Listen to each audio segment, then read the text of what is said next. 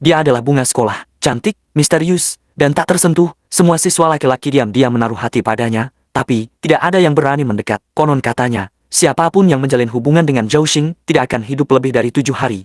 Karena kesepian, Zhou Xing sering terlihat berbicara dengan orang tua asing di luar sekolah. Tapi sebelum dia membuka mulut, lelaki itu sudah mundur ketakutan.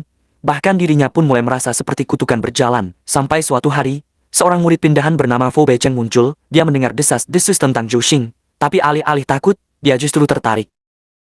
Pria ini mendekati dan bertanya, "Aku dengar setiap orang yang mendekatimu akan bernasib tragis. Apakah kamu tidak takut padaku?" ucap si gadis. "Itu sangat bahaya. Aku suka bahaya," ucap sang pria.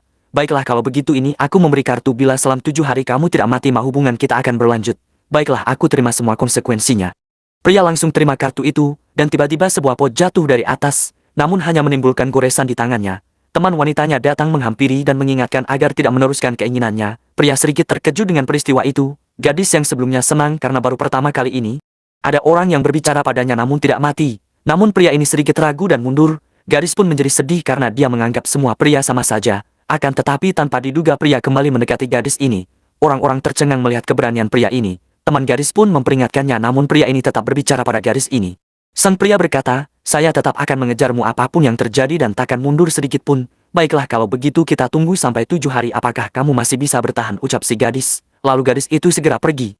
Dan pada hari yang lain pria ini dibawa ke tempat gadis ini melukis. Untuk mengujinya, Zhou Xing mengundangnya ke studio. Di sana, Becheng diminta menyelesaikan lukisan potret gadis ular. Tapi saat kuas menyentuh kanvas, terdengar suara aneh. Ular-ular kecil bermunculan dari segala penjuru. Alih-alih panik, Fu Becheng melindungi Zhou Xing dan melawan para ular. Ia memanfaatkan cat kuning sebagai pengganti ralgar, senjata penakluk ular. Ia bakar potret gadis ular dan melemparkannya ke arah ular-ular itu. Seketika, semua menghilang ketakutan. Gadis ini begitu senang melihat keberanian sang pria. "Inilah pria idaman yang selama ini aku cari." Gadis pun langsung memberikan hadiah yang tak terduga kepada sang pria.